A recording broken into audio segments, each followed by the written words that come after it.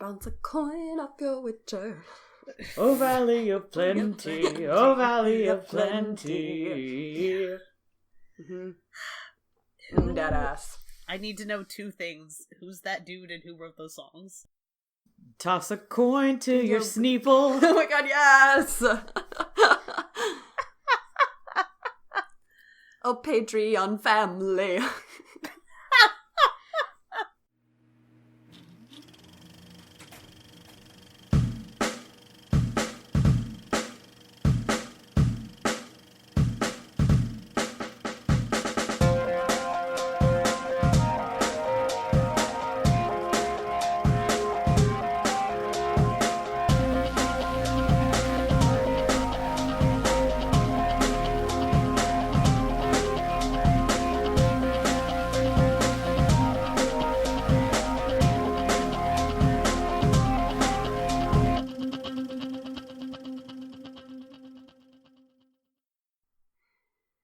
Hello, beloved listeners, and welcome to Snake People at the Movies, film criticism by people who actually like film. Join us as we dive into movies we love, movies we respect, and movies we wish we could unsee. It's the podcast where we talk about growing up and living queer, nerdy, and depressed online and at the cinema. From the kids who just solved the puzzle of where Rogue One goes in the machete order, it's Sneople at the Movies. I'm Madeline, and I'm the rebel spy aboard this vessel. Helena is down for the count this week with whatever hell plague has been sweeping through literally everyone we know this winter, except for Maddie. Which is me. I'm Maddie. You know who I am. And I'm Ezra, and that just made my brain do the Eddie Izzard bit from his Death Star canteen thing where he's like, do you know who I am? And it's Maddie. You know who I am. You just watched me force choke a guy. Beautiful. Anyway, as we all stop, just think about Eddie Izzard. Stop. Mm-hmm. So obviously, babes. Obviously, Helena is out this week. We have Madeline. Hello. From you don't have any shows that you're on currently. I don't. Maybe someday. Yeah.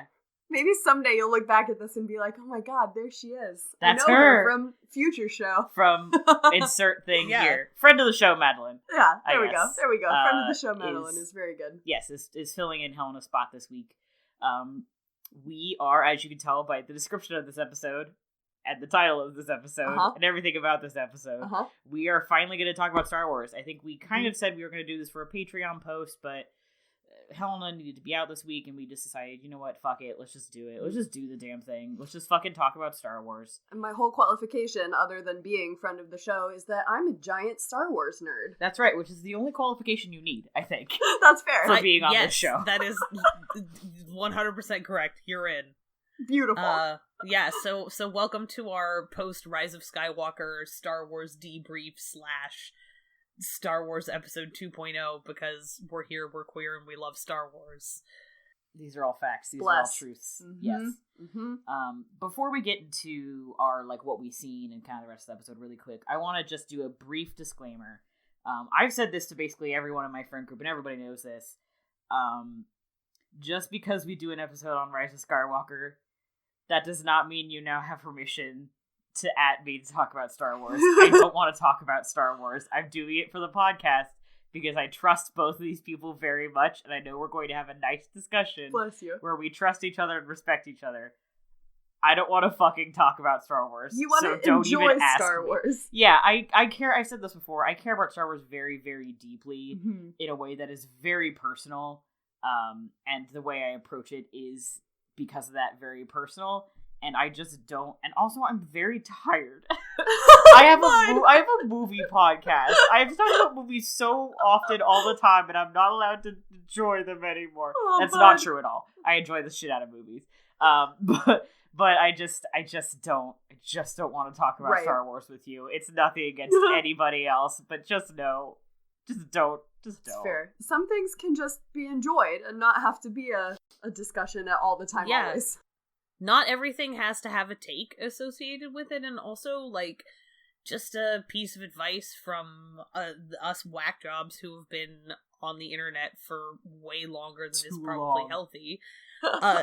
You don't have to be you don't have to be, like, down to converse on every subject with every Yahoo who wanders through your mentions.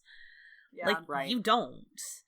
Just because the internet is now, like, everybody sees everything, it's no longer, like, closed or somewhat closed fan communities, for, you know, better or worse. Like, if in case anybody needs permission to just not engage with people who they don't want to talk about stuff with, like, this is your permission. Yes. Live your best life, my friend. Like, it's the movies. It means a lot to people, but you don't gotta treat it like, you know, your mandatory debate in high school that your teacher insensitively assigns people, assuming that it couldn't possibly have anything to do with their lived experiences. Oh, God. Uh-huh. Sorry, that got kind of dark. But yeah, no, Oops. I feel like sometimes I'm standing at my window and the people are down below crying, discourse, and I say no, and I'm trying to close the window, but they keep magically throwing sticks up in ways that perfectly catch the windowsill before I can close it. Please let me close the window. I just want to close the window, please, God. I would just like to enjoy the thing. I promise I understand things that make it problematic. I just also still enjoy the thing. I know, I have a critical brain and I understand, and sometimes you just want to watch a Star Wars. Yeah. Anyway, so that was just, I wanted to get that out of the way, because I said it to basically everyone and their mom.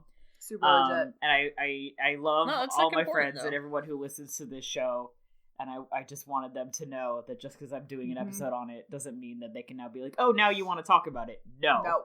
I don't. Yes, you can at me as much as you want. Like, if you have questions, direct them to me. You don't know who I am, but you can at me. Yeah, we'll get to, Madeline, what's your Twitter? Yeah, it's just Madeline_Shier. How do you spell your last name? Shier. Okay, not like Hobbit. Not quite like hobbits. Not quite like hobbits. No. Yeah, so you can at Madeline also. Like hobbits, technically inverse not hobbits. Quite like hobbits. Inverse hobbits. I'm gonna toss in a little bit of what we've seen. Yeah, let's go ahead. Let's do that real quick. I've seen, like, the first half of The Mandalorian. Love it. I'm watching it with some friends, and as you can probably tell from the remnants of the horrendous cough, I promise I'm not dying. It just sounds like it. I've been sick as shit for, like, a week. So, I started watching it before New Year's, and then I just, like, haven't had time. I, like, literally have not been able to go over to my friend's house and just, like, finish watching it. But I love what I've seen. It's very, it looks good. I think that the, like, kind of smaller scope of it it matches the, in some ways, smaller storytelling scope of the newest Star Wars films, but handles that better for me. Oh, that's legit. It's a little more Rogue One. Mm-hmm. Yeah, it is a little more Rogue One in a very good way, as you are about to find out. All of us McFucking love Rogue One. So, you know. And also, I've seen the first, like, 2/3 of The Witcher. So basically what I'm saying is I do truly understand the Baby Yoda memes, and I definitely have the song stuck in my head. That's so, the you important know. thing. Yeah. So my whole brain is, but the thing is that somebody drew a funny little comic, so my whole brain is going, bounce a coin off your Witcher. So, you know, I gotta live with that now. Also, Leia and I went to go see the tour of Fiddler on the Roof, which I have a lot of thoughts about, and I'm going to either record them separately or just, like, I'll wait till the end of this episode to record them separately, but I don't need to go on a deep dive about the project of imagining the shtetl after its total and utter destruction. That's just, like, a road that I don't need to go down right now. Madeline, what have you seen? I've also been on the ill side, and I marathoned The Mandalorian and The Witcher. I've seen all of both and loved them both, and this is the most I've been kind of up on the pop culture happenings for a while, really, to be like caught up on both of them, which is cool. I get all the memes. I know the memes. I thought both of them were wonderful. The Mandalorian also had a lot of the vibes that I really liked about Firefly in it. That's a really good comparison. Yeah, so that had some positive energy for me there. I really enjoyed it, and The Witcher, I told Ezra and Maddie that there was something I liked about it that I didn't want to spoil for them, and I still won't, but one of the things it does with its storytelling style really, really works for me. So, enjoyed that very much. And then I went and saw Little Women, which was really good. I had not seen Lady Bird, so I was less than familiar with Greta Gerwig. Is that her name, right? Director, her work. But oh my gosh, everything everyone is saying is true. It's incredible. I've sobbed through the entire second half with short breaks to obtain oxygen, and walked out with a new lease on life, and Florence Pugh is beautiful. So... Awesome. I can't wait. I'm gonna make my mom go see it. Oh, that would be a good, good watch. So there was a new Lupin 3 movie. Nice! This is not the CG movie. Cool. They had a new special, which was Prison of the Past, that somebody subbed. Really good, actually. I really enjoyed it. If they're gonna do part 6, anything like that, I'm very excited for it. Nice. I think they will. I think the color scheme... Anyway, I don't need to get into it, but I liked that, so I've seen that. Finished The Mandalorian. My roommate and I are all caught up, so we finished that up. I've seen episode 1 of The Witcher. I want to keep watching it, but we finished The Mandalorian, and I got her to watch episode 1 of The Witcher, and I was like, I think I'm gonna finish this one on my own. I don't think this is a show that you've been enjoying. Gotcha. And so we've been watching a lot of HGTV. Oh, love it. But you know what we all saw that we didn't talk about? We had our Lord of the Rings marathon. We did indeed. Yes, this is true. So this is a tradition that this is our second year doing it. We got all of our friend group together. We had a couple of new additions this year, including Madeline. Including me. It was great, and I loved it. Where I'm so glad. New Year's Eve day, starting at like 10 a.m., we get everybody together. People kind of come and go, but like people tend to... The idea is that originally people just kind of leave as they want. People tend to... They just show up and they just stayed. Yeah. Which was great. We make food throughout the day. We make each of the Hobbit meals. Yes. And we watch all 3 of the Lord of the Rings extended editions throughout the day into kind of New Year's Eve and into the new year. We drink. We are merry. It's a blast. We had a really good time this year.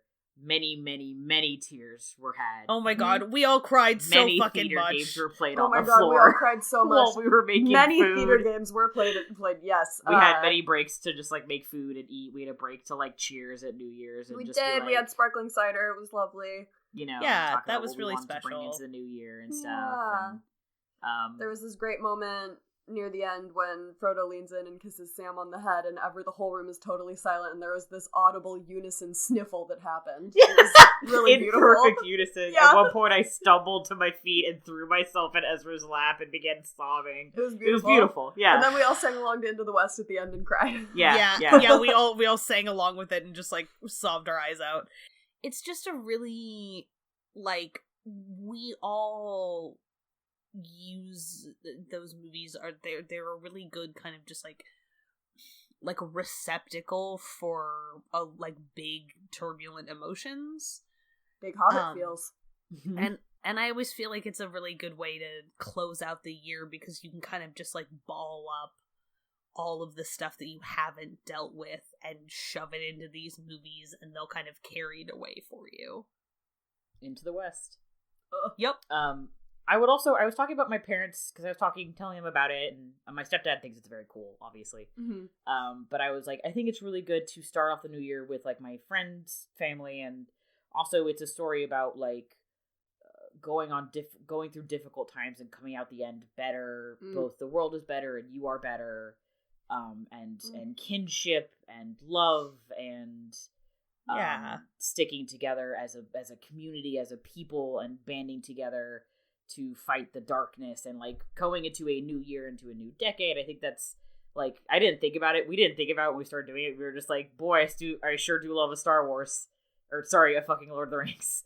I was about to say, don't invite me here to talk about Star Wars and then make me cry about friendship and Lord of the Rings in your living room. It's very rude. I'm tearing up. It's fine. I'm sorry. I have big feels. But yeah, so that was it was really good. So that's second year we're doing it, and we're gonna keep doing it, I think. But I realized the other thing that you've seen, Ezra, is you came down, and we pumped up the queen size air mattress I bought from fucking Target. Hell yeah. And you and Madeline, you had held and slept on, and you had to bounce. But Helena stuck around, and Ezra and I had started watching Castle of Cagliostro. Oh, nice. And so the three of us like got onto the air mattress on the floor and just watched the rest of Cagliostro. So that was the other thing that you've seen. Yeah, I love it. Thank you. Finally got you to watch that. I have fucking seen Castle of Cagliostro, and I loved it. It was delightful. I don't really see myself committing to watching Lupin as a show, just and because I so respect you for it. So much of it, like, oh my god, I just don't think I can handle that much content.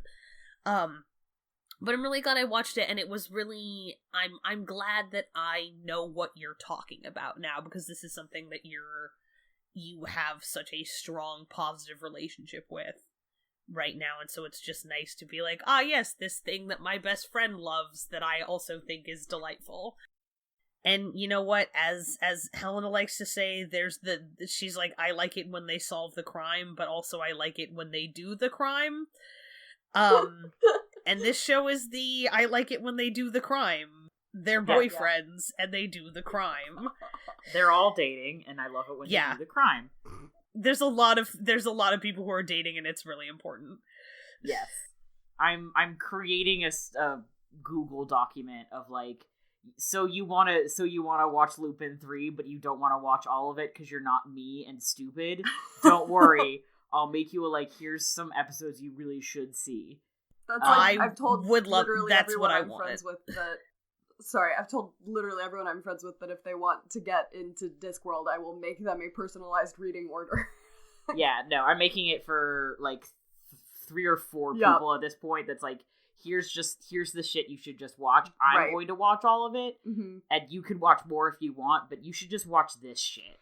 Or the Star Wars Expanded Universe novels for idea, for that matter. Which are also now true. Legends you know, universe. there is nothing wrong with. I think that fight the idea that you gotta like be super completist about stuff in order to love something. Yeah, pop culture homework. There is nothing wrong with having a curated experience of a gigantic sprawling canon. Like, why not? Life is short, man. And Guillermo del Toro said we don't have to do pop culture homework anymore, and he is the boss of me. Yeah, boom. So I don't have to. Well said. Yeah, exactly. So anyway, look out for that. Sneople, I guess I'm doing that. Yeah. Oh boy, I love it. In the background, it will be Helena and Ezra having a conversation about Remus Lupin. Me being like, listen, I love it when he does the crime. He's the stupidest, smartest man that exists, and I love him, and he looks like a foot sometimes. he sometimes he looks like a foot. And I love him so much. Oh my god. Beautiful. Yeah. So I think that's everything. So all that being said, the reason for the season. Yeah, the reason for the season is Star Wars. We saw the reason for the season is the kickoff of awards season, and you know what? I have a film and television podcast. Did that lead to me watching the Golden Globes? It did not. Am I still mad about them?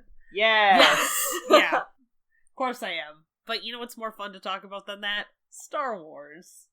You say that, and I am pulling up lists of the Golden Globe winners, so I could do the worst. No, that's good. Golden Globes. Do it. You're gonna just let's just interject with the worst hits of the Golden Globes. Yeah, this is gonna be me sitting here being like, "Hey, why did Joker win original score?" As someone, but the thing is, but also, Taron Egerton won Best Actor in a musical or comedy for Rocket Man. And A beautiful that's gift. that's like the redeeming feature of the Golden Globes for you. Much like walking into the Rise of Skywalker, which, like, this is your spoiler warning. We're talking about Rise of Skywalker. If you haven't seen it yet, stop listening. Yep. No I holds guess barred. if you Many care, Boffins or just died. stay on the line. It's fine. You do you, friends. I walking in, I said, okay, I'm grading this movie on a pass-fail basis. And the pass-fail is, does Wedge Antilles show up? And you know what? He did! He did! He did that for us! Therefore, this movie was good, because I was grading it pass-fail.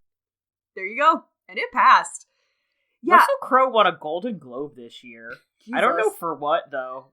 Sorry. Wait, really? In the year of our lesbian, shit. 2020. I'm trying to figure out what he what won was for he in? actor in a miniseries or motion picture, but then it cuts off and it won't show me the rest of the thing. It's just like, oh, did you want to Google Russell Crowe? And I'm like, I know what he looks like.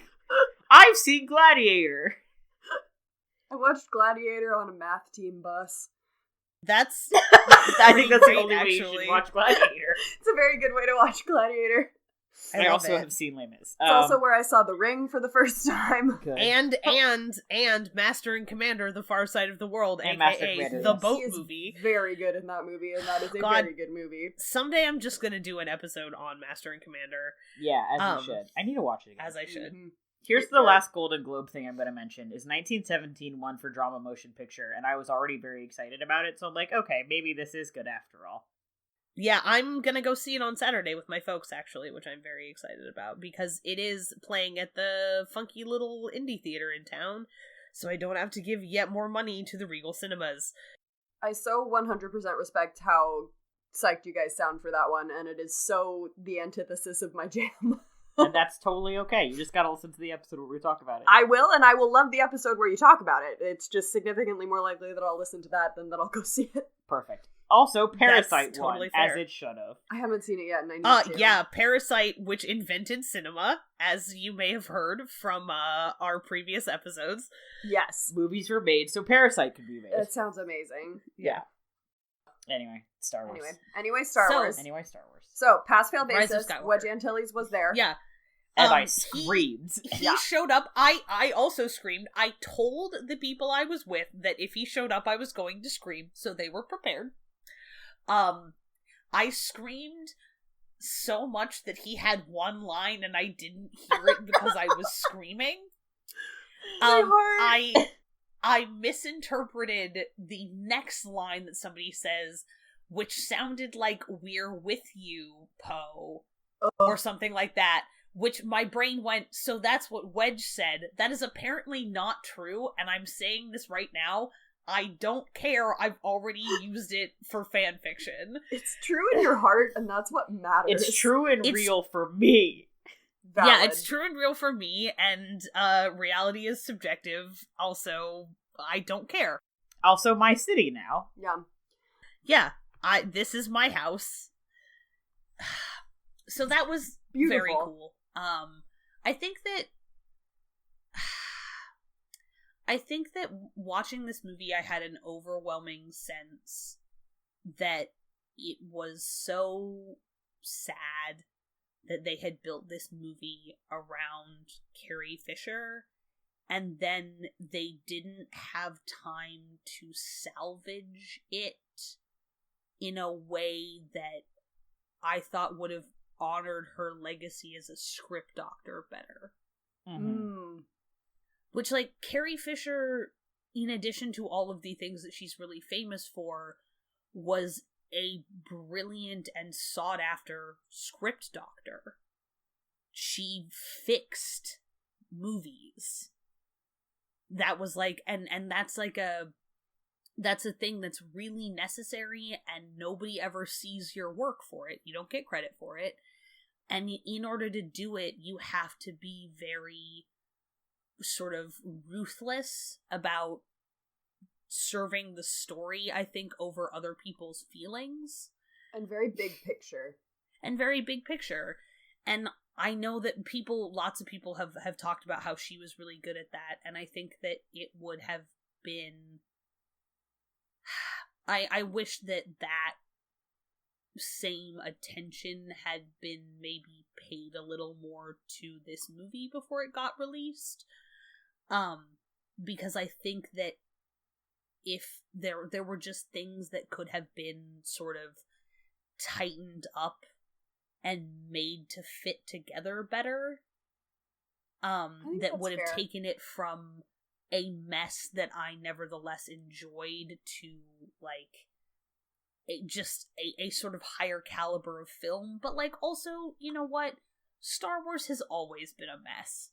Mm-hmm. Yeah, I was gonna say, I don't know that I'd go straight to mess, but I think in terms of, I think same amount of mess is, Yeah, in the sense that every single Star Wars movie, with the, I guess, exception of New Hope, is, or they are almost all kind of a mess. Right. I love Most it. of them have a mess at some point or another, at the very least, you know? Yeah.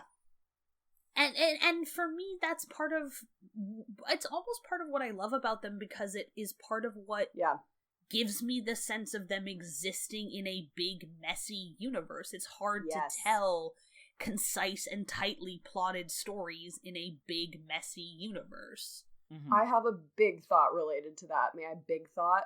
Mm-hmm. Go. My big thought is the thing that works for me really, really well about the sequel trilogy, particularly the first and third movies, not because I'm casting any particular judgment on Last Jedi. I had really mixed feelings about that movie, and the more times I watch it, I really love the things I love and really am not great with the things I don't like. But that all three of them do, especially the first and third, is treat the original trilogy as they break it down into storytelling building blocks and then repurpose those building blocks to create a language of storytelling that feels like Star Wars.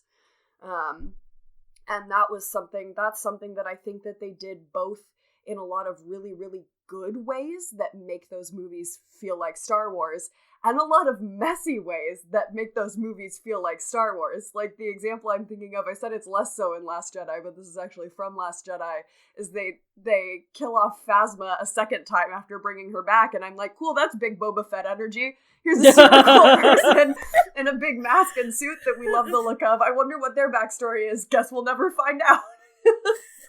Ready for the extended universe shit about them. Yes, exactly. Yeah, like there'll be a book that 12 people read, but mostly we just threw them down a hole. Yeah, exactly.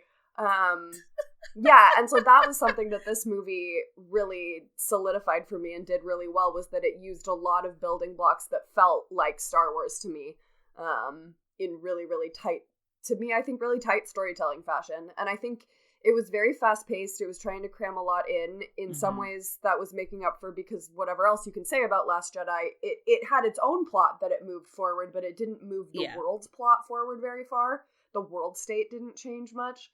So they had a lot of ground to cover to sort of make up for that. But on the other hand, for me, that was sort of a nice change of pace from Last Jedi, where we kind of got to take a breather with Last Jedi and then went, sprint to the end. Last Jedi was very, was like a slice of, this is a day in the life of the world falling apart. Poe Dameron's terrible, horrible, no good, very bad day. Basically, and that, like, and, the, the last good day of Poe Dameron. Oh, man. Where everything is falling apart, like, the Republic is crumbling, the Empire is rising, or the New Republic. What the fuck is it? The First Order. That's what they are. Just call. I just call them the Empire. That's what they are. Yeah. The First Order is rising, and this is a cut of. This is how we are going to get out of this particular piece. It's very microscopic in terms of, which is kind of cool. Was it the best choice for a trilogy? No. Would it have been a cool side movie? Absolutely. Yeah. Is it a great fan fiction? Yes. Yeah. Yes. That's well put. You're so right. Yeah. But that was the end of it. I think the thing I like about Star Wars a lot is Star Wars is a space opera in that it is very dramatic. It is very messy. Sometimes you don't know what is going on. No. But the costumes are usually sick as hell. Yeah. Yep. Yeah. And you can appreciate most of what's happening. Yep. Yeah, that's very true. I think I really would like to go see Rise of Skywalker again. I almost went and saw it literally today, because I'm recording this after having gotten back off the bus coming home from one night in Portland for Fiddler on the Roof. And because of scheduling stuff, like, my bus left slightly too early for me to just go see Rise of Skywalker again by myself, which is kind of a bummer, because I think I was just, like, I went to a late show. I think I was just really tired, because I genuinely had trouble following the story of Last Jedi, like, of Last Jedi, of Rise of Skywalker. Like, I was catching myself going, wait, I don't know what's happening. Some of which, that like, could be the story, because it does move very quickly, but I wouldn't be surprised if some of it was because you were tired, largely because I went with my dad and had a great experience, and he had not actually seen Last Jedi, so we had a really fun time in the car ahead of time. He and I went and saw Force Awakens together. He missed Last Jedi. He read an article about it, and then he and I were talking about it in the car. And then even with that, though, he followed through, and he kind of followed what was going on, and we just really enjoyed seeing it together. We were reminiscing ahead of time about going to see Phantom Menace in theaters together when I was little, and the neighbor kid Alex, who was basically family, leaning over to his dad at the beginning, like, the screen crawl comes up and he's like, "Dad, what's a trade blockade?" And it's like, that was the moment we knew. God, I love it. Oh, that's so precious. Oh my god. Right? So good. That's so important. Yeah, so, like, I genuinely think that part of it was just that I was fucking exhausted when I saw this movie, because I kept just being, like, I walked out of it and I went, stuff happened. I think that this is what my friend said when we walked out of the theater, and like, my opinion of this film is evolving as I have time to sit with it, which is the same thing that happened to me with Last Jedi. He walked out of it and he just says, "Well, that is a movie that I have seen." And that was really a thing for me, because I had this sort of experience where I had a lot of emotional attachment to Force Awakens. Like, the characters really grabbed me and stuff. And then Last Jedi I didn't think it was bad. I don't think it was a bad movie, and I don't think it was a bad Star Wars movie. It just... It was just it took a different... It went kind of in a direction that I understood, but didn't really grab me, I guess, emotionally.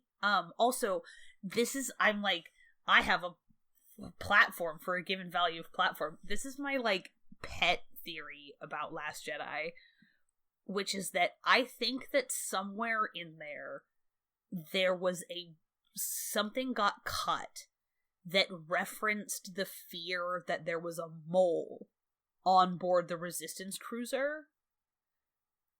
Because they don't know any other way that they could be being tracked through hyperspace based on, I mean, not that Star Wars hasn't gleefully played fast and loose with its own canon for as long as it's been around, which, like, fuck yeah. I kept expecting them to say that, though. Like, that must mean there's a spy, and it would make so much more sense. And that's why Leia has to suspect everyone up to and including Poe, who she has trusted so strongly up to this point. And that's so awful, and parallels how awful is it that the sort of horrible monster lurking at the heart of the First Order is her son. Yes. And then this young man who has in some ways become her surrogate son, she can't unconditionally trust him, even though she would love to. See, that's good storytelling. And mostly because Rian Johnson's all of his other movies are very, very, very tight. Yes. And so that struck me as out of character for him as a storyteller. And so I just assumed that it got cut for time, and as soon as I made that decision, I liked Last Jedi a lot better. That's fair. Even though it kind of squandered Finn. My thing, I think that my ultimate takeaway is in some ways similar to my ultimate feeling about the prequel trilogy, which is, boy, do I love these characters, and to a greater or lesser extent, what I really want to do is take what I've been given, but also let them live larger and more complex stories in my head and in fanfiction. Because I love these characters and I love the setting, and I want more space for them to develop kind of outside of the balance of plot and action constraints of an action movie. If that makes sense. Yeah, totally. I think that completely. That's how I treat basically everything I run into. So, fair. I totally understand where you're coming from. Also, you and I have talked about this a lot, specifically regarding Star Wars. I think that's been an instinct with Star Wars for a really long time. I mean, I think that's where the expanded universe came from. Even with the original trilogy, it's this idea of, I heard a lot of people complaining, for example, that this movie jumps into action in media res with a bunch of stuff that we haven't seen before and what's going on. Star Wars has been doing that since the get-go. Like, that's Star Wars, baby! Yeah. That's Star what it does. Star Wars, you see a modest amount of a bigger universe. That's what Star Wars is. Absolutely. Like, it doesn't tell you everything, and it never has. I think the thing I like so much about Star Wars is you see, specifically in contrast with itself, is so much of Star Wars is based on these are the people, I don't want to say at the top, but like the people who are making the decisions which change the galaxy. These are the stories you see. And then you get stuff like Rogue One. And then you get the extended universe. Yeah. And you get to see, here are the people making the decisions that change the galaxy. And then you see stuff like The Mandalorian. Right. Here's the people who have to react to that. Right. And you see the little bits and pieces of, the outer reaches of the galaxy where the Republic and the Empire cannot touch and have not been able to touch ever. Yeah. And you see, I think it's really cool. I think so too. It's kind of like, not to talk about Lord of the Rings, but I'm going to talk about Lord of the Rings. We're going to cry, it's fine. It's like Lord of the Rings, and the book specifically, but the movies too, where you get little pieces of these creatures are not evil related to Sauron. This world just has a lot of things living and moving and breathing in it that have nothing to do with the ring at all. Yeah. Just like, there's the Star Wars universe has so many things, so many moving pieces. Porgs just be porgs. Yeah, that have nothing to do with the Jedi. Yeah. That have nothing to do. They're over here. They poop on everybody. They don't care about the Jedi. Right. There are millions, billions of living things that don't know what the Jedi are after the fall of the Jedi Order. Yeah. Yeah. They don't know about Luke. That he doesn't. That doesn't exist. All they know is the Empire fell. Mm-hmm. And you get to see pieces of that in contrast to the stuff we see in the movies, and I think that's very cool. Yeah. Actually, train of thought. I that was wholeheartedly something agree. That I had a really good conversation with my friend Haley about this, where she'd mentioned before the movie that she likes in general, and Haley, you can tell me later if I get this wrong, she likes in general the idea of a story where there's, a chosen one, and it turns out that in the grand scheme of things, they're nobody, they're not connected to this bigger plot, but that for her in Last Jedi, that doesn't feel like a Star Wars story. Star Wars in the main trilogies has always been the saga of the Skywalkers, and always the saga of this connection, this familial connection one way or another to the bigger plot that is happening.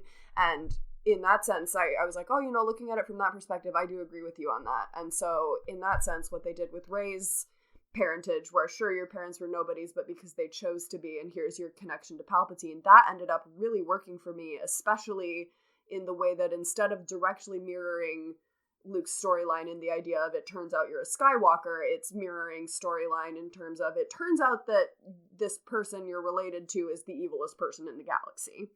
Which is exactly what happened to Luke. Exactly. So it does the parallel, but in a different way than you might have expected, which I thought really worked. And also with Kyle Ron and his redemption arc, if you want to call it that, which I hesitate to say only because, like Vader, honestly, I see a lot of people on the internet treating it like this is the first time we've seen this. It's the same thing as with Vader in a lot of ways. Like, Vader murdered a temple full of younglings, y'all. They both did some pretty horrendous stuff, and no, one final sacrifice doesn't necessarily redeem all of that, but it's the only thing that could weigh against it enough to be, like, I cannot imagine a storyline where he comes out of that alive, and sure, maybe it would be interesting to tell, but as with Rey's parentage, that doesn't feel like a Star Wars trilogy story to me. That's a loose end that would need to be wrapped up, is now what does he do? Yeah. And now they don't have to worry about telling that story. Right. Yeah, no, he was never getting out of that alive. No. It's Star Wars. Right, like, sure, I'm interested in a story where someone who has done horrendous things has to reckon with that and actively try to redeem themselves every day. I feel like shows like The Mandalorian might make that happen. Was that a story that was on the table for Kyle Ron? No, it was not. No. Yeah. Oh man, speaking of Kyle Ron, I swear to God, in the theater, like, she, like, stabs him and then it just fixes it, and this horrible gremlin part of my brain just went somewhere.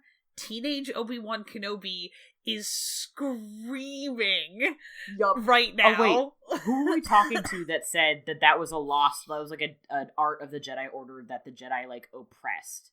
Because the whole thing of who was that? Who was that? It was one of our friends. I'm sure at some point somebody will yell at us. I think it might have been at Lord of the Rings. Well, it was probably, I think it was Leo and Leia. They were like, no, the idea is that the Jedi are all about letting go in the natural order of things. And therefore, something like that, healing a life-threatening wound that you could not come back from under normal circumstances. Well, and also that Rey specifies that she's giving some of her own energy to heal it, and that the Jedi would find not what the classic Jedi Order would have been about. They are very, very neutral. Right, and that she recovers these two. I see people complaining also about, like, she doesn't really bring balance. She doesn't necessarily bring balance to the galaxy. No, it's a story about the triumph of light over dark in a lot of ways, but she finds balance within herself and the way she uses the Force, where we have both this amazing Force lightning scene and this amazing Force healing scene. Like, damn! Also, when has Star Wars ever been about truly bringing... They've never... The Jedi Order has always been about the dark side side's gotta fucking go, man. Right. And Luke was about Luke was struggling to find the balance also. And I'd argue that that's part of it moving forward, is that Luke helped Rey lay the pathstones of the way the Jedi were doing it was just as exclusionary as what the Sith are trying to do. To find true balance, we have to find something in the middle. And so we end with her... You have both, and she has both. She does, and we end with her starting anew, and I will point out the yellow lightsaber, which as far as I know, first debuted in Star Wars Knights We're of the Old talking Republic about Coder now. with my wife, Bastila Shan, who I love very dearly. I mean, Carthanassi is my space husband, but also Bastila, listen. I have two wives, and it's Cartha Bastila. Exactly. And for those of you who have not played Knights of the Old Republic, first of all, you should. Because it's great. It's on PC. It's on iPad. It is. It's actually a really good iPad port, in my opinion. You can play it. It's backwards compatible. You can get it on Xbox if you got an Xbox. It is one of the best RPGs that's ever been written. Oh, it's so good. It's an early BioWare joint. Yeah. But the thing about the lightsabers is that Coder gets to what each Jedi has a color. Mm-hmm. There's 3 classes of Jedi within the Order. Right, so they gamify how it works, but it's also part of the Star Wars lore that you don't just, like, pick your fucking color and you're like, except unless you're fucking Mace Windu and you're like, Mace Windu does whatever the fuck he wants. Yeah, I'm gonna have a purple lightsaber because that's how you're gonna get me to be in this Star Wars movie. And they're like, yes, you could have a purple lightsaber so you'll be in our Star Wars movie. Mace Windu is a new class, it's fine.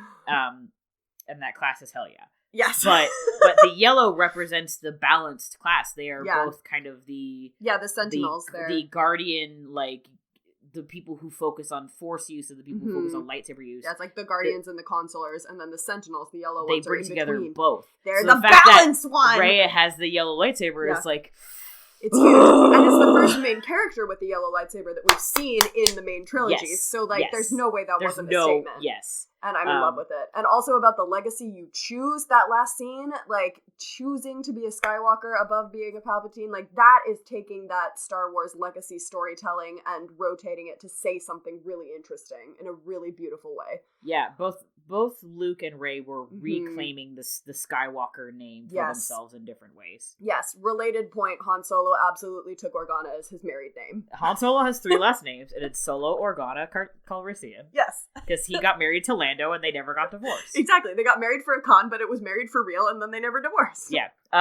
Here's the other thing I say about Coder, is that Star Wars has been trying to convince me that Palpatine could do the Force lightning thing because it's Palpatine, and they were like, Rey could do it because it's genetic. No, it's a dark side thing. You use the Force lightning, and it's a dark side power specifically. Truth. You cannot tell me that it's a Palpatine genetic thing. Yep. Fuck you. Yep. Big mood. Concur. Yeah, no. Yeah. Stamped. Signed, sealed, delivered. There were like 2... I try really hard not to be pedantic about Star Wars, like, extended canon.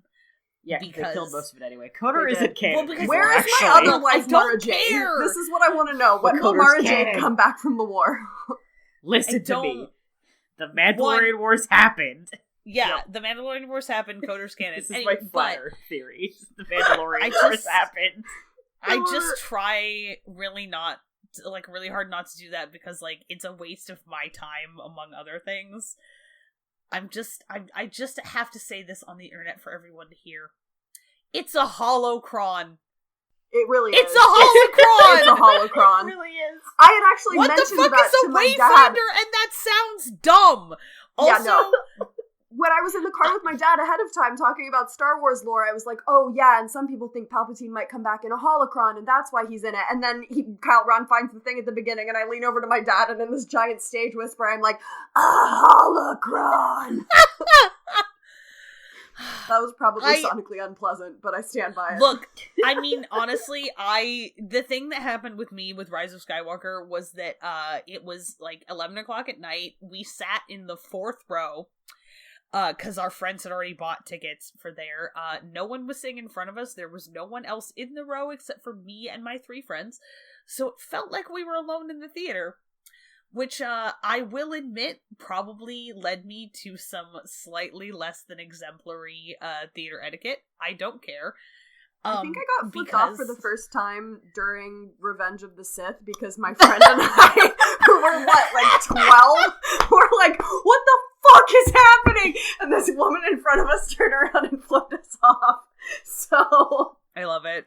Madeline's legacy. God, Madeline, I'm just so incredibly glad to have met you. God, right back at you guys. Right back at y'all. And so I've come around on it, but when he was like, "You're a Palpatine," I actually said, "Oh, fuck off." In the theater, like, fairly loudly. Oh god. Because, like, fair. this is one of those things where it's like, that's a fair reaction. I will admit, I did not like this movie initially. I was like, my fundamental I think I said this to you, Maddie. I was like, man, like, my fundamental takeaway from the sequel trilogy is one of, like, vague disappointment. And, like, kind of connecting with other Star Wars fans and, like, listening to everybody who's sort of like, man, like, this disappointed me in certain ways, but I still love it. And talking to you guys also, like, just even right now, like, your enthusiasm is very kind of, like, rehabbing my Star Wars enthusiasm right now, which is really nice. Because I love Star Wars. I love Star Wars since I was 7 years old. I used to pretend that the hedges in the park near my friend's, like my best friend's house, we would climb into the hedges and pretend that they were Dagobah Forest when we were like 7.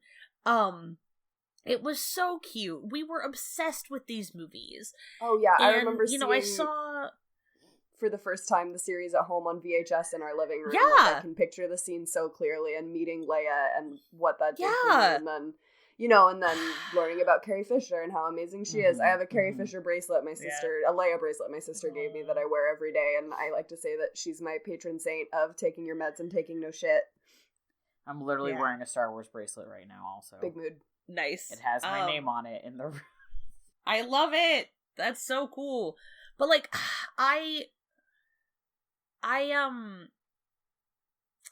yeah, I don't know, like, I felt like I initially walked out of this movie feeling disappointed, and I had this funny thing that happened where I kind of,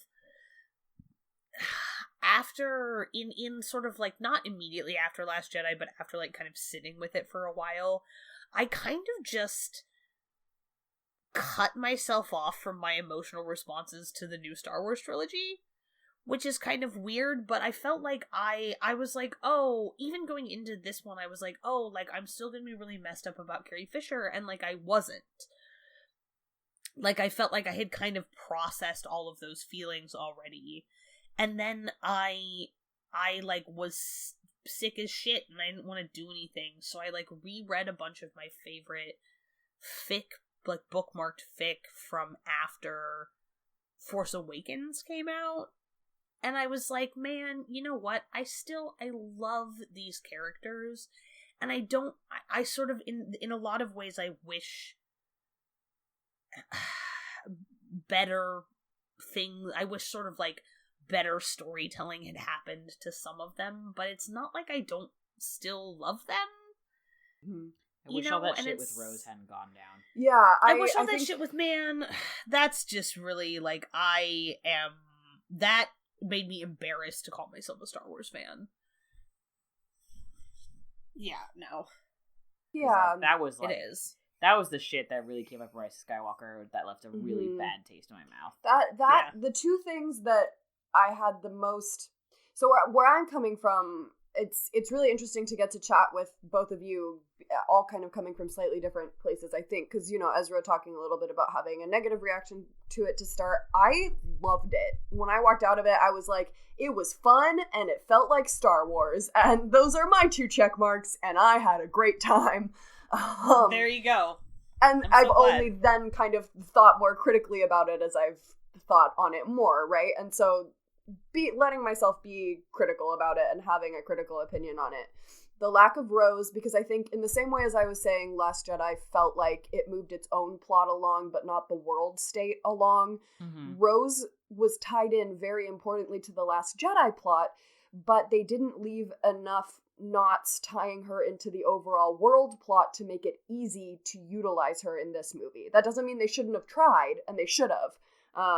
But in a sad way, I can see how it would have been easier to sideline her. I'm not saying because it was easy, it was right, but I can kind of see how that happened.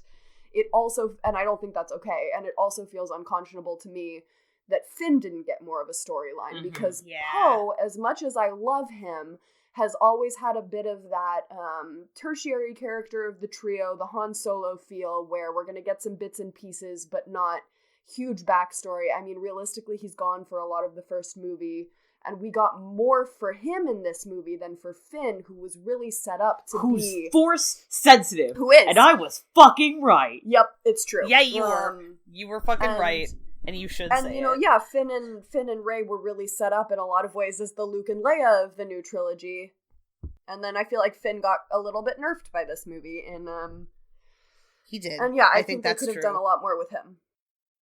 Yeah, I think that they had such an extremely dope concept with Finn. Like, everything about Finn was so fascinating, and then it's like they never really figured out where they wanted to go with that, so they didn't really end up going anywhere, which is sad, because Finn deserved a more complete and rich story, and also John Boyega's fucking fantastic actor. God, he's amazing. John Boyega is one of...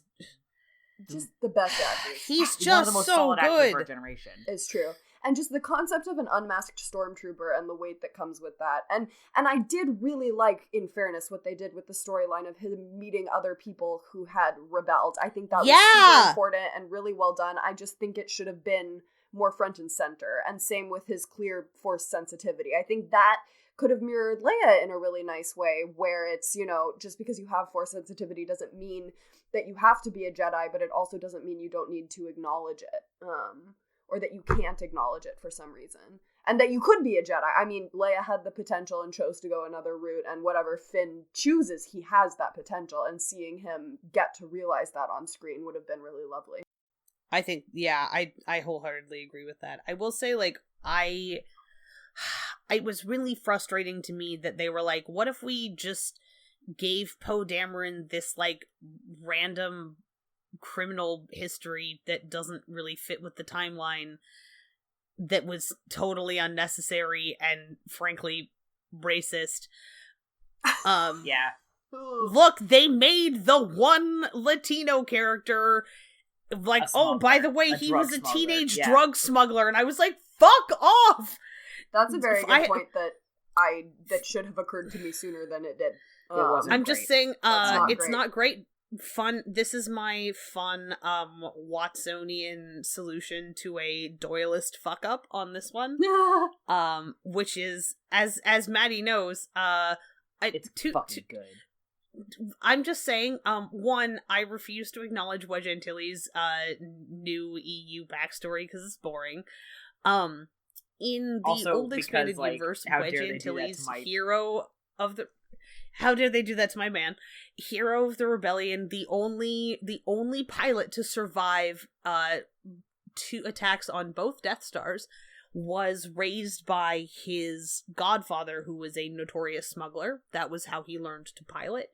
He has all this, and in all of his expanded universe books, he has all of this cachet in those circles and really knows how to move through them and uses those contacts in the service of the rebellion and the New Republic. He knows how to run in circles with bad people while maintaining his integrity.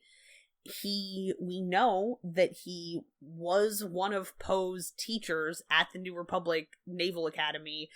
And so I'm just saying, clearly they went off and did an independent study project where Wedge was like, you have potential, Leia's gonna need young men like you, and I want people to have the tools to make these kind of contacts and be able to kind of walk in these places while staying true to their principles and knowing how to do the dirty work for the right reasons. Because that's an interesting thing and cool thing, because one of the big things that we know about Poe, the thing that we know about him, is that he just has this unquenchable core of hope and righteousness.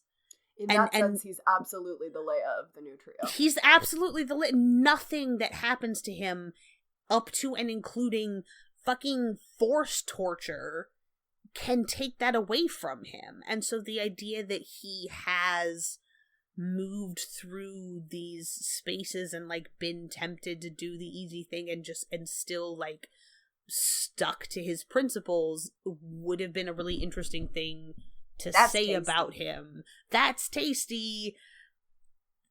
And so I'm just gonna be over here pretending that was what happened, because I love it. It is what happened. I love it. It is and what we're happened. Not saying that to be oh, Disney didn't fuck up, because they did fuck up. But we have a fix for you, and it's that, and it's ours. Disney don't take. Yeah, this is my house now.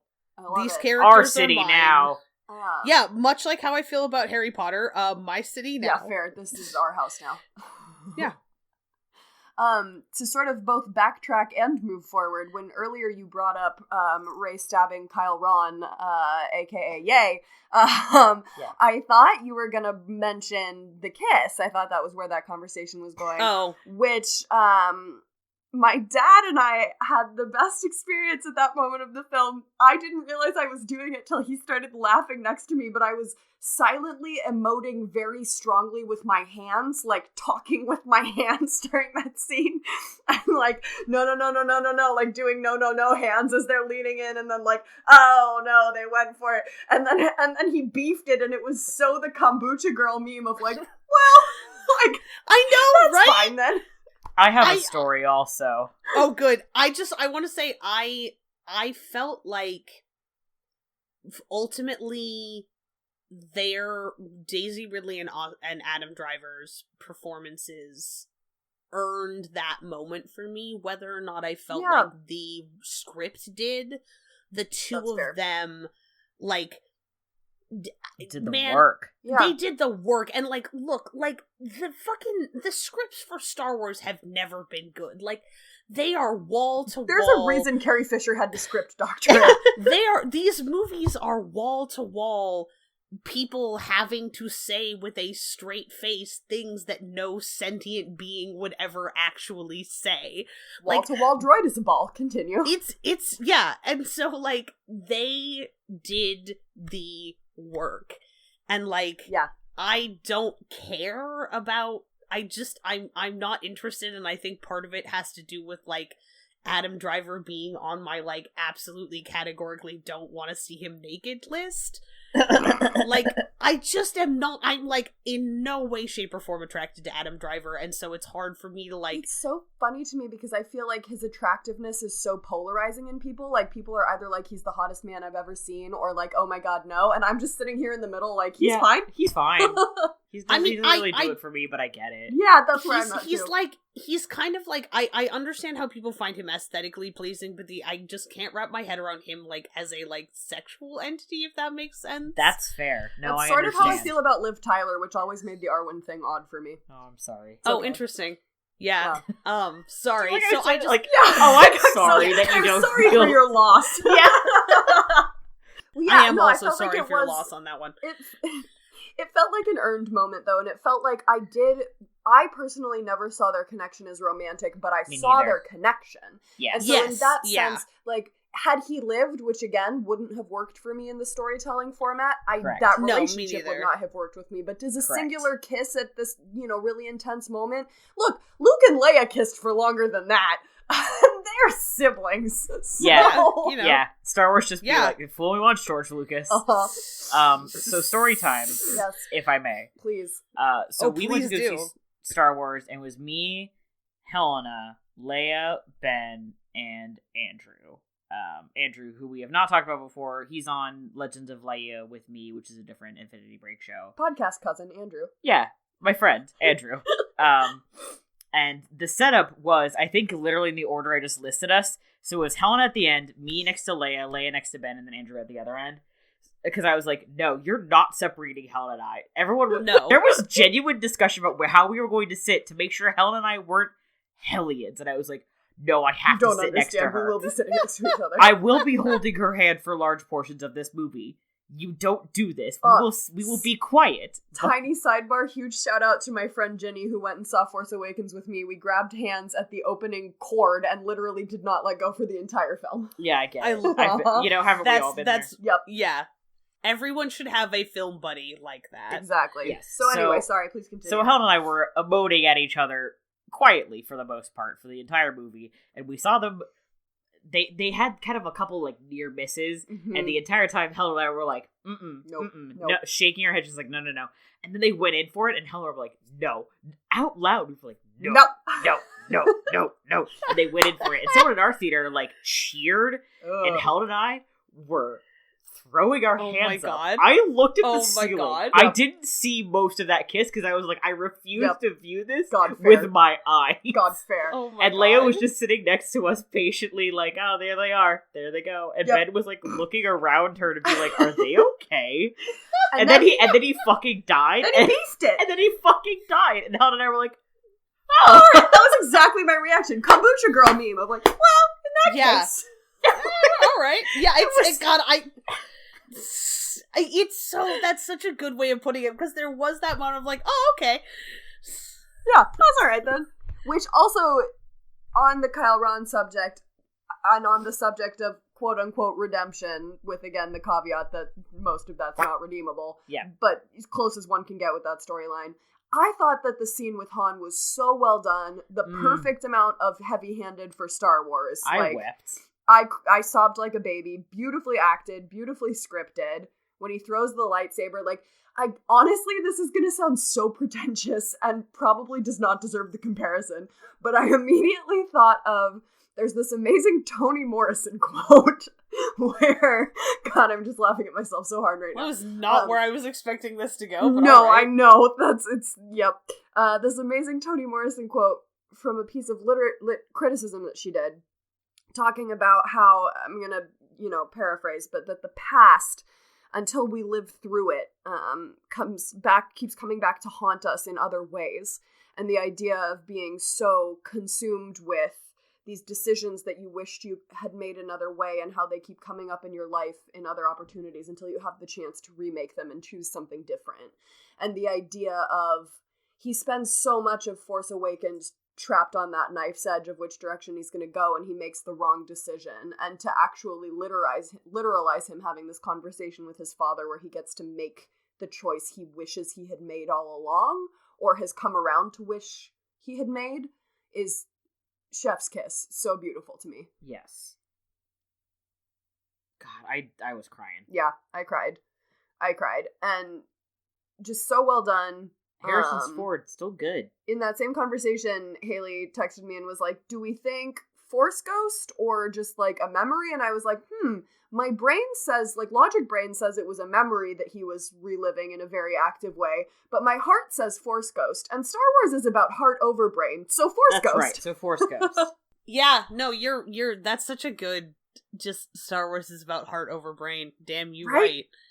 Thank you. Yeah, so Han Solo Force Ghost confirmed. You heard it here first. Han Solo was Force sensitive, and that's why he was such a good pilot. He had a bad feeling about this. And also, he would have been very mad to know that he was Force sensitive. He really would have. I know exactly the Tumblr post you mean, and it's very good. Yeah. Oh, yeah, also, absolutely. I love thinking about all of the Skywalker adjacent Force Ghosts and Han getting to meet Padme, and Padme being like, you are my most valid son-in-law. I love that you two shoot blasters first and ask questions later. That's right.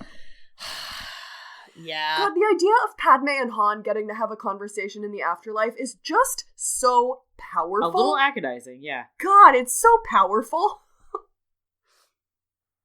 Yeah. I'm gonna just treasure that. That scene, good.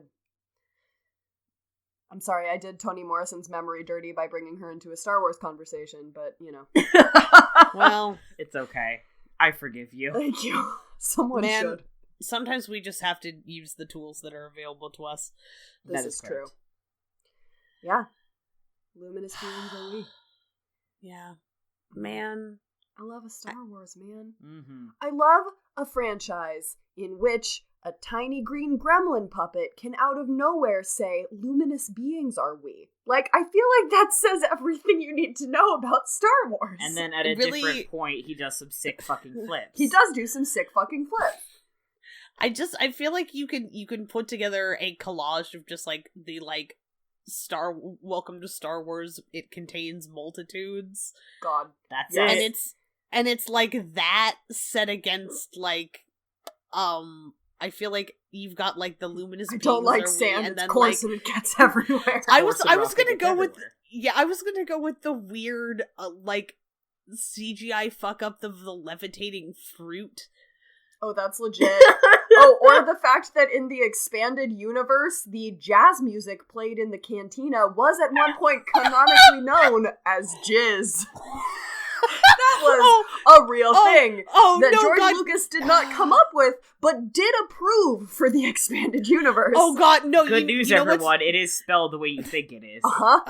You know what's the flip side of the luminous beings are we? It's just a screen cap of the Wikipedia page of the dude who tries to sell Obi-Wan death sticks in that fucking bar. Yes. And it just says his name is Elon Sleazebagano.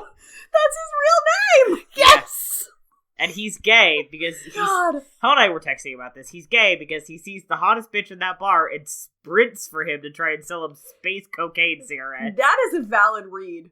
That is a valid read of the Sleazebagano scene. Yeah. Yeah. No, God. he absolutely is just like, oh. And then, like, I'm just imagining in space, wouldn't you? With a yeah. Jedi mullet, yeah. God, Even yeah. with the Jedi mullet. God, yeah. I'm just imagining yeah. whoever he was there with being like, he's a Jedi, and the dude being, and Alon Sleazebagano being like, gotta die of something. Fair read. Oh, man. I'm gonna keep my big fucking mouth shut. Oh, love a Star Wars. I love a Star Wars, y'all. I do love Star Wars. It's Star Wars. Man, and also, like, fucking Rise of Skywalker, like, some parts of it looked really good and other parts of it looked really bad. Which is, like, the Star Wars legacy. When they're approaching the planet and the mirrored, Exegol or whatever it's called, that should have just been Korriban, that, it's the mirrored reflection of the ice caps. Oh my god, that shot is gorgeous. Yeah. I love my funky little sand lesbian who sees a giant, injured, scary monster and is like, nah, I'm just gonna heal it. Don't worry about it. I'm gonna save its life. I love her. Oh, also, the fucking chase on the weird desert planet where all of a sudden the stormtroopers, which was dope. That was everything I loved about pod racing.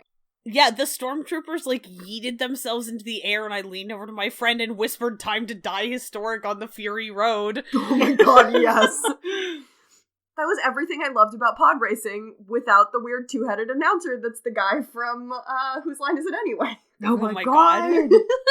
It is. It is. Yeah, it is. Wild. That's just wild, man. Yeah, actually, speaking of the prequels, I had the thought, too, when you were talking about having some of the same feelings coming out of both of them. I feel like maybe the thing that is similar but slightly different is that Force Awakens, while it was not a perfect movie, it was not a perfect movie for me only in the sense that it was a little safe. People, like, it rode the line between homage and repeat really tightly, and for me it landed on the side of homage and it really worked, but that was kind of its main critique, as I recall. And then Last Jedi and Rise of Skywalker, as much as I loved Rise of Skywalker, neither of them quite lived up to the potential of that in a way that was disappointing, versus the prequels from the get-go we had, wow, this is slightly disappointing, but the characters are amazing. And so it was a very different vibe to go in with, you know, after Phantom Menace, honestly pretty low expectations other than loving these characters, versus Sequel Trilogy having really a very, very, very solid start, and then some, I wouldn't even say full missteps, but faltering steps from there. They didn't fully commit to the bit, I think, was part of the problem. And honestly, this is going to sound like I'm just pushing my own agenda, but that is partially they didn't commit to the bit on Finn and Poe's relationship. Like, and that was very on any clearly... of their relationships. Yeah, I would say though a lot of those relationships, unfortunately, kind of, they fell to the wayside in favor of, one, the Rey and Ben thing. Yeah. And also that was not the focus. The core was not the relationships. It was the big world stuff. It was personal growth. That is true. Oh, I like that. And in that sense, because of that, I didn't mind, actually, that it didn't end with any romantic relationships, although I was rooting for Finn Poe pretty hard, and obviously also Finn has two hands. Finn Rey, yeah. Yeah, exactly. Finn has two hands, and also if Rey is not with Finn and or Poe, she's my funky little space lesbian. Yeah. All that being said, I didn't mind it not ending romantically, but yeah, having a few more scenes to really, like... We got to see where their relationships had grown with each other, but we didn't get to see the growth that got it there, which again is relatively common for Star Wars, but I would have liked to break the mold on that.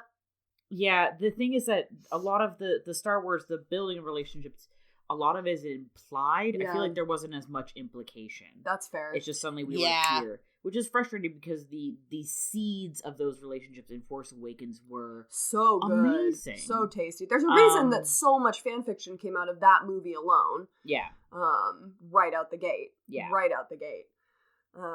Anyway, Finn has two hands. At one point, Finn held both of their hands. Yes. And I frantically whispered multiple times, Finn has two hands. That's so fair. You're so valid.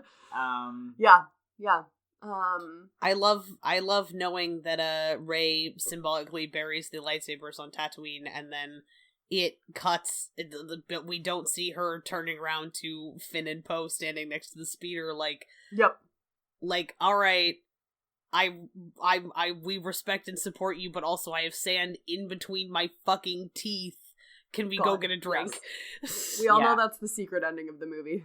Yeah. No, it's really the two of them on a speeder bike. Like, we gotta go. We offended somebody in the cantina. He says he's gonna rip our arms off, and they take off. Just like that Robot Chicken bit. Yes. They sprinted, and they're like, Ray, we fucked up. We have to go now immediately. We gotta go right now immediately. Babe, we have to go right now That's why they're not in that scene. They're in the cantina fucking shit up. Yeah, and she's like, oh my god, okay, we have to go right now immediately. Boy, I love a Star Wars. Can we do, at some point, Madeline, you're invited to this if you want to. Oh my god. Can we just do like a prequel? Can we? Yes. We've done a Star Wars. We've done now Rise of Skywalker and like the sequels. Can we do just like, I just want to talk about Revenge of the Sith real bad? I would genuinely love that because I like it the least of any of us, and I'm really curious to have my mind change. Pepe Sylvia, like, slamming the board. I mean, yes. Like, Madeline, do you want to talk about Revenge of the Sith? I'm dying about Revenge of the Sith all day. We should absolutely do an in defense of the Star Wars prequels episode. That is so fair, and I will be the staunch moderate who's sitting there like, I liked some of it. Here's the thing: is fair. I also get to talk about Attack of the Clones, which I don't think is very good, but has some really, really good Obi-Wan scenes. I love Obi-Wan so much. The things that I dislike about the prequels come largely from the fact that Padme Amidala is one of my favorite characters of all time, and she got done dirty, y'all. Oh, she got done real bad. She got done real bad. And continues to get done real bad. I love Obi-Wan and his relationships with both Anakin and Qui-Gon. I read that entire juvenile series about his apprenticeship with Qui-Gon, and it means the world to me. It's very good. I have so many feelings. Yeah, those are super good. Oh no, I have Master and Apprentice, that's what I have. They are written for children, but I still highly recommend them. So was Wild Space. Yeah, there we go. We keep being like, hey, you should read Wild Space. I haven't read it yet because my life slightly imploded, but I'm going to, and I'm going to love it. Yeah. It's one of the few that I have not read before, so I'm excited to give it a go. God, there's so many good Star Wars novels. There really I know are. We talked about this, I think, on the Star Wars episode, but like, there's so many good ones. I was talking to my dad. Hi, Dad. Yeah. My dad and I were talking about the possibility of a Rogue One show and how, or not a Rogue One, Rogue Squadron based on this massive series of books. Yes. We have now twice on the show talked about something on the show and it came true. Oh man, so this is crossed. Me like calling into being put it into the universe. Rogue Squadron TV show. Do it, Rogue Squadron TV show. It would be so good. Honestly, if you cast Man formation. It's fine. If you cast the right person as Corran Horn, aka Cornhole, like, oh my god, he could be I find him kind of frustrating in the books. He has sort of like a white dude aggressive protagonist. Yeah, he has protag man energy. Yeah, he has protag man energy, but really good audience stand-in a lot of ways. Yes. Like, not the being a white male thing, because you don't need that. That's bullshit to think that you need that. But a lot of the energy that. Yeah. No, you're completely right. I have softened on my feelings about him. I no longer exclude. He has gotten better. He has big loves his wife energy. Yeah, he is. He has that going for him. I also love his wife. Like, Corran Horn has an arc, and it is he ends up as wife guy, and that is does a lot to redeem him because many of my favorite we're all wife guy. We are all wife. We are all realistically wife guy. Most of my favorite male characters are at the if they are attracted to women are at the end of the day wife guy. Before we ride this, I feel like we're winding down, and before we do, we announced this by saying that we have figured out where Rogue One goes in the machete order, and then we didn't actually say that, so take it away. A good wrap up. Yeah. So machete order, the original machete order. No. Yeah. Mm-hmm. The idea is that it was to come up with the ideal Star Wars watching order, and it was that the best way to do it would be for the prequels to serve as an extended flashback once you find out that, spoilers, that Vader is Luke's dad. I'm very amused at the idea of someone getting this far and not caring about Rise of Skywalker spoilers, but not knowing that Vader is Luke's dad. Anyway. Or not knowing what the machete order is. Right. But you never know. Preserving that sanctity. So the watch order for the original machete order is 4, 5, 1, 2, 3, 6. Yeah. But Rogue One, because the idea is it takes place between 3 and 4, ideally, is it really just throws that whole situation off kilter. So yeah, we were discussing some different possible places to put it, and then we realized we were thinking too hard. Yeah. One of the things that's cool is a really great order is you do 3, Rogue One, 4, and you get this really great transition from Rogue One into 4, and it has some, but that doesn't really work for the machete order because 3 and 4 don't go together. Right. Start with Rogue One. Boom. You get this great introduction to Vader as this like powerful, terrifying, big space wizard, man of mystery, basically. Who in Rogue One he's like pretty powerful too. Yeah. And you get the view of the war from the ground of like the people who are fighting and struggling in this war, and then you span out to Luke on the very edges, not even aware of the war. Yeah.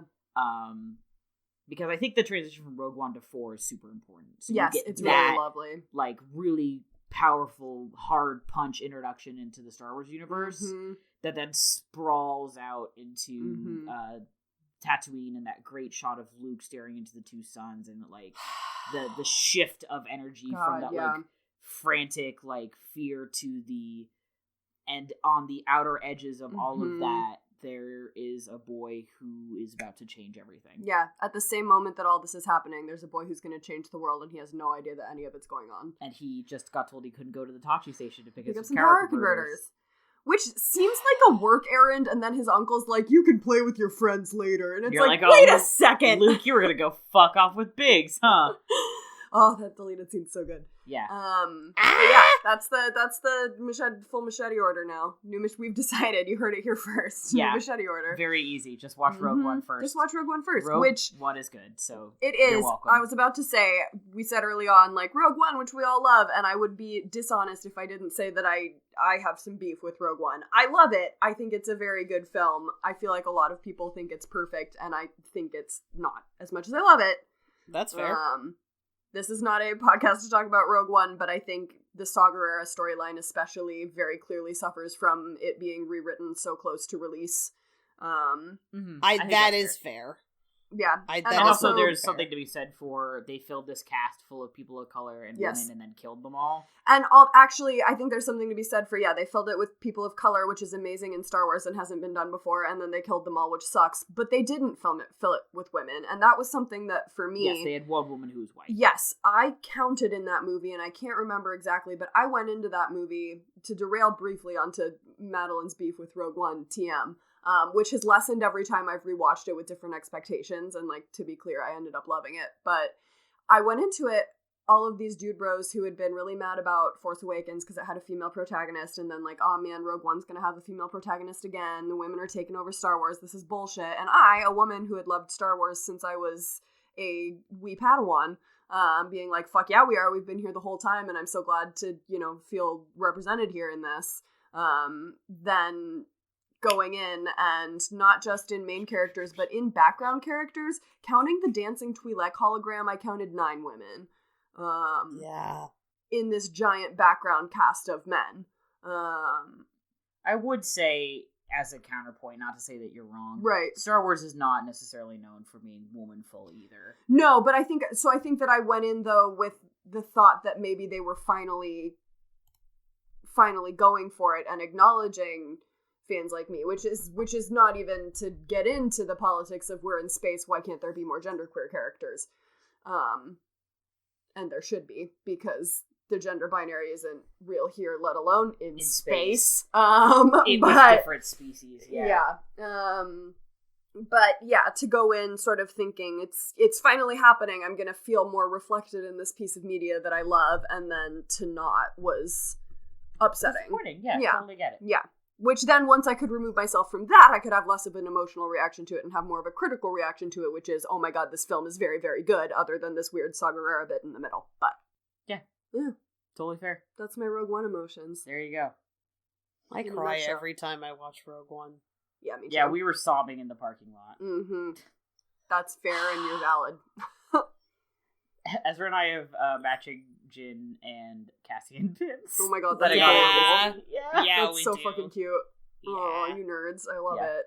We're nerds. I have a lot I think Nerds! that's a great way to end out the episode is we're nerds. We're nerds. Yeah. Feels right. Feels good. Feels organic, yeah. Feels organic. Well, thank you guys so much for letting me come on and yell about how much I love Star Wars. Thank you Thanks for coming coming. I'm so glad Yeah. that you decided that you wanted to come fucking bop around with us. I ran out of verbs. It has been a there. blast. Thank Come you. back It has been an anytime. absolute blast. Oh my god, thank you so Come much. back when Helena's on. Hell yeah. Yeah. I would love that. That would be awesome. Yeah, If you do end up doing prequels, especially, let me Absolutely, know. we will I'm Oh, curious to get call in on you, that. Yeah. definitely. This was a blast. Yeah. Thank you for coming on the show. Thanks for having me. I like talking about Star Wars with my friends. As do I. We, at the end of the day, we love Star Wars and we love our friends. Truth. Yeah. And that's Yeah, the mood for you're right. 2020. That's right. That's what we're bringing into 2020. Mm-hmm. Is I'm love Loving friends our and friends. I'm love movie. Mm-hmm. And Golden Globes were fine, I guess. I'm never gonna see the Joker, so I have no idea how Joaquin Phoenix was in it, but I am just very bitter that the first time a contemporary superhero movie has really been recognized for major awards, it was this. I'm bitter Black Panther. about it. Black Panther. That's true. Black Panther. But were they nominated for any acting awards? No, Like, lots of cool that is true. other That is true. big awards, which Yeah. was great and important. So yes, but I was thinking specifically of acting awards. I don't believe they were. I will also say I could be he might have been up for best actor now that I say I don't that. think so. I don't think so. He wasn't. Okay. I will also say someone that post was going around that was someone who was like Joaquin like sprained his fucking ankle doing this, and I was like Viggo Mortensen broke a toe in Two Towers, and that wasn't even the Lord of the Rings that got awards. No. I didn't say it, but I was sitting there like, no, he sprained his little ankle being the clown. He Viggo sprained Mortensen- his clown ankle like a clown. He is a baby. He is baby. Watch this. He is a baby. Watch Gif this. of Viggo kicking the helmet and screaming. 'cause God, he gif broke of his Viggo toe. opening the doors. Also, when Orlando Bloom like broke his fucking arm or something Yeah. like the first day, and they kept making fun of him. Anyway, Anyway, Lord of the Rings did it better. Lord of the Rings is great. You want to take us Speaking out, of Star Madeline? Wars, should I go ahead and read the thing? Yeah, Alright. yeah. Let's do that so that we can let Maddie go to Alright. sleep. Your rebel spy, I'm gonna read this outro so we can free Maddie to bedtimes. Please. Thanks for hanging out with us here on Sneople at the Movies from the Infinity Break Network. Check out infinitybreak.net for more awesome content, and come hit us up on Twitter at people_snake, or shoot an email at sneople@themovies@gmail.com. The amazing music was done by Johnny Ronaldo, who you can find at Johnny Ronaldo on Twitter. The super snazzy logo was designed by Bethany Luthold. Check her out at bethanyluthold.wixsite.com. Luthold is spelled Leuthold. If you have a subject you want to hear the Sneople talk about, a movie you think they absolutely need to see, or you want to share your ideal Star Wars watching order, say hello. And if you can, leave them a review on iTunes and share the show with any friends who you think would enjoy it. Any way you can spread the news helps a lot, and they and I, friend of the show Madeline, would really appreciate it. So as always, thanks for listening, and we'll see you at the movies. Thanks, Madeline. You're welcome. My pleasure, bud.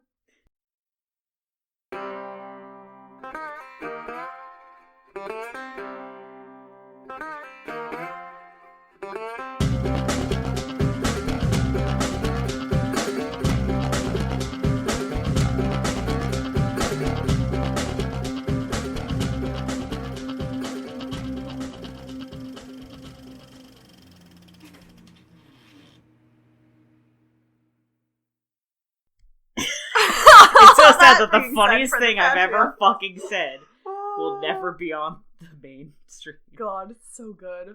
So good. Javier. I have something I must do. Oh my god. We should just pull that and use it as one of those cool, like, audio visual clip things. Just put it as a stinger at the end after everything else, after the music plays out. It's like ba-da-ba-da-bow-bow, bow-bow, and the guitar gets all twangy, and then it's just Maddie in the background. Javier, it lasts 3 days. Mercy save 3 days is all I need. I'm a frog of my word, Javert.